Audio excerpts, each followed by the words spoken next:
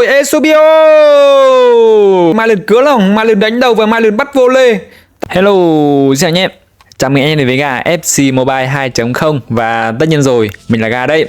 Và hôm nay thì chúng ta sẽ cùng quay lại với clip về review cầu thủ. Và hôm nay sẽ là một con hàng mà được đánh giá là ngon, bổ, rẻ và được cộng đồng quốc tế liên quan đến FC Mobile đánh giá khá là cao. Đấy chính là con hàng Marlon, một con hàng đã ở vị trí ST nhá. Con hàng này thì hiện nay chúng ta có cái phiên bản là 89 và tầm giá của con hàng này khi mà cái phiên bản gốc chỉ rơi tầm khoảng 1,5 triệu coin thôi. Và ngoài ra thì để trải nghiệm tốt nhất anh em có thể sử dụng các phiên bản khác như là phiên bản liên quan đến màu xanh hoặc là màu xanh dương, hoặc là nếu như cao nhất thì màu tím hoặc là màu cam thì em cũng có thể sử dụng.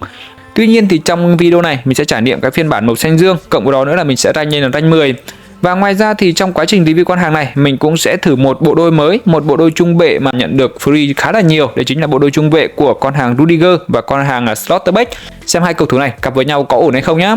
Và ngoài ra thì mình sẽ quay trở lại với con hàng là Peter Schmeichel, cái con hàng thủ môn gốc của mình. Thực ra con hàng này thì phải nói như nào thì anh em có thể tham khảo trong video nhé. Ok, và trước khi bắt đầu video này anh em ủng hộ Gà bằng cách gì cho Gà một like, một đăng ký kênh, và anh em nào có nhu cầu nạp FC Point hoặc Star Pass thì có thể lên đến Gà để được hỗ trợ nạp nhé. Ok, và chúng ta cùng bắt đầu thôi. Hỡi những game thiện lành, anh em nào có nhu cầu nạp FC Point hoặc Star Pass liên hệ ngay Zalo 0886 236 690, đảm bảo uy tín, an toàn và giá siêu rẻ. Ok, và chúng ta cùng đến với diễn biến ở trong trận đấu đầu tiên giữa Gà Brother gặp Nat Balo. Trong đó Gà Brother thì sẽ cầm đội tuyển là Bồ Đào Nha, còn đội đó thì chưa biết là câu lạc bộ gì. Và trong trận đấu này thì đội bạn sẽ ra sân với thủ thành Neuer, chúng ta có Blanc cùng với đó là Saliba. Còn đối với Gà Brother sẽ ra sân với Peter Schmeichel, Schlotterbeck, Rudiger và lính giữa hàng công sẽ là cầu thủ trẻ Marlon của Dortmund. Và trong trận đấu này thì đội bạn sẽ ra sân với màu áo đen truyền thống, trong đó thì Bồ Đào Nha sẽ ra sân với màu áo trắng, quần trắng, tất trắng và giày màu kia. Ok, chúng ta cùng đến với các diễn biến trong trận đấu này nhá. Tiếp tục vẫn là Steven Gerrard. Eusebio đây rồi, chọc khe hay dành cho Marlon, không được. Ở tình huống này thì Saliba cắt bóng cũng khá là tốt. Gerrard, Ginola, Marlon làm gì đây? Hay cho Eusebio rồi, Eusebio 1-0 dành cho Gà Brother và một đường kiến tạo hay của Marlon dành cho Eusebio. Không còn bất kỳ một cơ hội nào nữa dành cho thủ môn đội bạn là Neuer, một pha cứa lòng cực hay và chúng ta vẫn phải dành lời khen cho Marlon khi mà cầu thủ này có một pha chọc khe hay dành cho Eusebio. Rudiger tranh chấp khá là tốt nhưng mà không được rồi. Trong tình huống này thì Seedorf ngã rồi. Không được, trong tình huống này trọng tài nói không với penalty. Và nếu như có VAR thì có vẻ như là tỷ số đã được san hòa 1-1 dành cho đội bạn. Trong tình huống này thì chắc là mọi người đang tranh cãi về tình huống ngã của Seedorf, do đó thì cũng khá là hớ hênh. Và do đó thì Rudiger cũng như là Schlotterbeck cũng đã không làm tốt trong tình huống này. Và cậu Biel đã có một tình huống cực kỳ đơn giản. Mặc dù Peter Schmeichel được xếp vào hạng World Class, tuy nhiên là trong tình huống này thì thực sự đối mặt với cậu Biel thì không thể làm gì hơn. Ok, và rất chóng vánh, trận đấu đã được san hòa 1-1. Một hiệp phất bóng hay dành cho Jude Bellingham. Bellingham là gì đây? Tiếp tục vẫn đang là Bellingham. Tạt bóng 2-1 dành cho Gà. Và tình huống này thì Marlon đã bật cao lên tất cả trung vệ đội bạn. Thực sự cầu thủ này chỉ có chiều cao là 1m78 thôi thì phải, nhưng mà trong tình huống này bật cao như là cao 1m9 vậy. 2-1 dành cho Gà Brother. Ngay khi đội bạn vừa được san hòa thì Marlon đã giúp cho đội tuyển Bồ Đào Nha vươn lên dẫn trước 2-1. Neymar, vẫn đang là Neymar, xử lý hay của Neymar. Đây là Van Persie, cắt bóng hay của Rudiger. Nếu như không có Rudiger thì tình huống này Drogba có lẽ đã đối mặt với Peter Schmeichel rồi. Gerrard, Marlon lùi khá sâu để kéo bóng. Tiếp tục vẫn là Marlon, một tiếng qua người hay của Marlon. Tiếp tục vẫn đang là Marlon làm gì đây? Không được. Chuẩn bị có một tình huống power shot thì đội bạn cũng đã cản phá được. Steven Gerrard, một tiếng phất bóng dài cho Marlon làm gì đây? Một tình huống hớ hênh của đội bạn. Marlon vẫn tiếp tục là Marlon, không được rồi, có vẻ hơi chậm. Marlon Roberto Carlos đã cản phá ở trong tình huống này. Thực sự một tình huống xử lý khá là hay của Marlon, nhưng mà cũng phải hoan hô dành cho Carlos trong trận đấu này khi mà đã chọn vị trí khá là tốt. Mark Manaman, Gerrard, tiếp tục vẫn đang là Marlon. Marlon xử lý bóng khá là hay nhá, múa khá là dẻo. Eusebio không được. Một pha tạt bóng hay dành cho Eusebio, tuy nhiên Neuer cũng đã thể hiện khá là tốt trong trận đấu này. Hay, một pha bọc lót hay của Rudiger dành cho Schlotterbeck. Eusebio, Marlon làm gì đây? Một pha chọc khe hay dành cho Ginola. Không được rồi, trong tình huống này thì Neuer cũng đã chủ động băng ra và một pha chọc khe hơi sâu của Malen dành cho Ginola.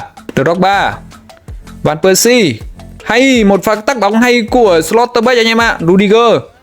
Ok, và trận đấu đã kết thúc với tỷ số 2-1 dành cho Gabriel. Và trong trận đấu này thì Malen thể hiện khá là tốt khi mà có một pha kiến tạo hay dành cho Eusebio, cũng như là có một pha đánh đầu khá là ngon. Ngoài ra thì chúng ta có cặp trung vệ là Schlotterbeck và Rudiger bọc lót cho nhau khá là tốt. Và chúng ta cùng đến với diễn biến của các trận đấu tiếp theo nhé. Ok, và ở trận đấu thứ hai này sẽ là Natafogo FC 99 và Gabriel. Và trong trận đấu này thì Natafogo sẽ sử dụng Onana ở vị trí là thủ môn. Ngoài ra thì chúng ta có thêm Virgil van Dijk cùng với Bastoni. Đối với Gabriel thì tất nhiên rồi, chúng ta lĩnh dưỡng hàng công vẫn sẽ là Malen và cặp trung vệ sẽ là Schlotterbeck và Rudiger. Ok, và chúng ta cùng bắt đầu với các diễn biến trong trận đấu này. Zidane, tiếp tục vẫn đang là Zidane. Bellingham, không được rồi, một pha cắt bóng hay của Rudiger. Bóng lên chân của Malen, Malen lùi khá sâu để kéo bóng cho Eusebio. Bóng lên chân của Eusebio. Steven Gerrard, tiếp tục vẫn đang là Gerrard tạt bóng cho Malen. 1-0 dành cho đội tuyển Bồ Đào Nha, 1-0 dành cho Brazil. Và anh em có thể thấy là trong hai trận đấu đầu tiên thì Malen cũng đã đều ghi bàn bằng đầu cực kỳ đẹp mắt và cực kỳ đơn giản. Cầu thủ này mặc dù sở hữu chỉ chiều cao là hơn 1m7 thôi, tuy nhiên có khả năng đánh đầu và khả năng chọn vị trí khá là tốt, và 1 điểm dành cho Malen, cùng với đó nữa là 1 điểm dành cho đội tuyển Bồ Đào Nha. Tiếp tục bóng lên chân của Haaland, Erling Haaland, có qua được không? Erling Haaland, một pha chùi bóng hay của Schlotterbeck. Anh em có thể thấy trong tình huống này Schlotterbeck thực sự là một cầu thủ mà cũng có thể đánh giá là một cầu thủ ngon bổ rẻ để anh em có thể tham khảo. Ngoài con hàng Malen trong trận đấu này thì chúng ta có cặp đôi trung vệ là Schlotterbeck và Rudiger cũng sẽ được quan tâm khá là nhiều. McManaman, tiếp tục bóng lên chân của Malen, vẫn đang là Malen, một loạt pha xử lý skill của Malen, vẫn đang là Malen, giữ bóng khá là chắc anh em ạ, vẫn tiếp tục là Malen. Malen làm gì đây? Tiếp tục là Malen, vẫn là Malen anh em ạ, làm gì đây? Vẫn là Malen ạ. Trời ơi, đến tình huống này thôi rồi. Thực sự thì anh thấy là mặc dù gà thì skill không quá nhiều, nhưng mà con hàng Malen này có thể đánh giá là một cầu thủ giữ bóng khá là chắc và khá là tốt. Ngoài ra cùng với thể hình nhỏ và tốc độ ổn thì là một con hàng mà mình đánh giá đến thời điểm này cũng gọi là tạm chấp nhận được và anh em có thể trải nghiệm thử. Và chưa gì chúng ta đã kết thúc hiệp 1 trận đấu rồi. Chúng ta cùng bắt đầu với các diễn biến trong hiệp 2 nhé. Eusebio, Steven Gerrard, một phất bóng dành cho Malen, không kịp việt vị mất rồi. Haaland, Erling Haaland, Rudiger và Schlotterbeck làm gì đây? Không được, vẫn đang là Zambrotta. Trong tình huống này Zambrotta cực kỳ tỉnh táo anh em ạ. Gerrard, Eusebio, bóng lên chân của Malen, tiếp tục vẫn là Malen, làm gì đây? Malen thể hiện skill của mình, nhìn Malen ơi, tiếp tục vẫn là Malen, không được. Anh em có thấy là ngay phút thứ 70 thì thể lực của Malen cũng đã giảm xuống rất rõ rệt khi mà đã đỏ chót rồi. Do đó thì anh em nào sở hữu con hàng này, anh em nào muốn sử dụng cầu thủ này thì nên có con hàng dự bị nhá, và có thể cho cầu thủ xuất phát từ vị trí dự bị. Bên cánh có Rashford làm gì đây? Rashford xử lý skill lỗi rồi. Tuy nhiên bóng đến chân của không được. Anh em có thấy là trong tình huống này thì Eusebio, không phải, trong tình huống này thì Rudiger cũng đã phòng ngự khá là tốt, và thôi Malen hết thể lực rồi, phải thay đôi anh em ạ. Tiếp tục một pha xử lý hay của cầu thủ Eusebio. Malen vẫn chưa ra. Trời ơi, thay vẫn chưa ra. Đây rồi, bóng đến chân của Shevchenko. Phút 90+2 và Sterling đã gỡ hòa cho Newcastle. Một pha xử lý, một pha phòng ngự khá là hớ hênh của cặp đôi trung vệ Schlotterbeck cũng như là Rudiger. Khi Schlotterbeck đã không chuồi lấy bóng để có thể là tranh chấp được so với Sterling. Thật là tiếc khi mà ngay phút thứ 90+2 chúng ta đã bị gỡ hòa. Ok, và trận đấu đã kết thúc với thứ 1 đều, Gà 1 và Natafogo 1. Ở trận đấu này thì Malen cũng thể hiện khá tốt trong pha đánh đầu. Tuy nhiên thì Schlotterbeck cũng như là Rudiger thì cũng hơi fail khi mà đã để Sterling gỡ hòa ở phút bù giờ cuối cùng. Và chúng ta cùng đến với diễn biến của trận đấu tiếp theo nhé. Và tiếp theo chúng ta cùng đến với trận đấu giữa đội tuyển Bồ Đào Nha gặp Al Nassr. Và trong trận đấu này thì tất nhiên rồi, đội tuyển Bồ Đào Nha vẫn ra sân với thủ thành là Peter Schmeichel và Malen sẽ lĩnh dưỡng hàng công. Ngoài ra cặp trung vệ chúng ta vẫn có Schlotterbeck cùng với đó là Rudiger. Còn đối với Al Nassr thì sẽ sử dụng là Casillas ở vị trí thủ môn. Ngoài ra thì chúng ta có thêm hai trung vệ là Cordoba và Lucio. Ok, và trong trận đấu này thì hai đội đều ra sân với màu áo truyền thống, khi Anas sẽ ra sân với màu áo vàng, quần xanh và tất màu nọ màu kia. Còn đối với đội tuyển Bồ Đào Nha sẽ ra sân với màu áo bá trầu, quần màu xanh lá và tất màu nọ màu kia, giày cũng màu kia. Ok, và chúng ta cùng đến với các diễn biến trong trận đấu này nhá. Ginola tiếp tục vẫn là Ginola. Một pha căng ngang dành cho Guerra và tỷ số được mở rất sớm khi ngay phút thứ 7 thì đã có 1-0 dành cho đội tuyển Bồ Đào Nha cũng như đội tuyển của Gibraltar. Một pha xử lý bóng cực kỳ gọn gàng của Steven Guerra khi mà có pha căng ngang cực kỳ tốt của Ginola. Và 1-0, 1-0 ngay phút thứ 07 anh em ạ. Fekir, Michael Ballack. Một pha phất bóng dài dành cho cầu thủ nào đây? Tuy nhiên thì bóng đã được chặn lại bởi cầu thủ Slotterbeck, một cầu thủ có chiều cao cực kỳ ấn tượng lên tới 1m91. Ngoài ra tốc độ của con hàng này thì cũng khá là ổn và anh em hoàn toàn có thể sử dụng để tranh chấp với các tiền đạo có tốc độ cũng như là khả năng tỉ đề tốt. Bóng đến chân của Mark Manaman, Steven Guerra được chuyển cho Mylan chuyển cho Eusebio. Vẫn là Eusebio, đây là có Ginola. Vẫn là Ginola truyền lại cho ai đây? Tiếp tục vẫn là Ginola, một loạt pha xử lý skill của Ginola. Guerra, Mylan, 2-0 rồi. 2-0 rồi và không ai khác vẫn là Mylan. Không ai khác vẫn là Mylan chiếm spotlight trong trận đấu này. Tất cả các trận đấu của Mylan góp mặt đều có tỷ lệ chiến thắng khá là cao. Và đây là một pha xử lý, một pha cứa lòng cực kỳ hay của Mylan. Mylan đã tì đè trung vệ đội bạn. Trung vệ đội bạn có vẻ như là con hàng Cordoba hoặc Lucio thì phải. Và 2-0 ngay phút thứ 25. Tỷ số thật là chóng vánh anh em ạ. Ginola, một pha cắt bóng hay của Ginola.